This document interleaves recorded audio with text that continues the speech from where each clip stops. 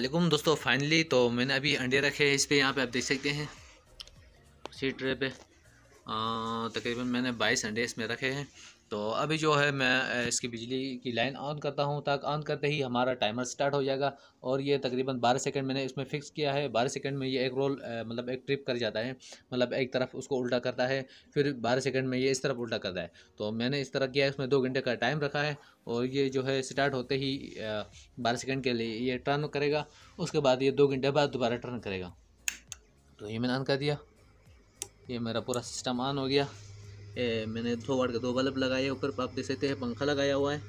और इसका टाइमर अभी स्टार्ट हो गया। ये 7-8 सेकंड हो रहे हैं, ये देख सकते हैं अंडे हमारे टर्न हो गए हैं।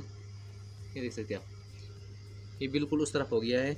अभी उसके बाद ये वापस टर्न में इस तरफ आके यहाँ पे लग जाएगा, और ये मतलब हर 2 घंटे बाद इस तरह करेगा। तो दोस्तों आज का ये वीडियो आपको कैसा लगा?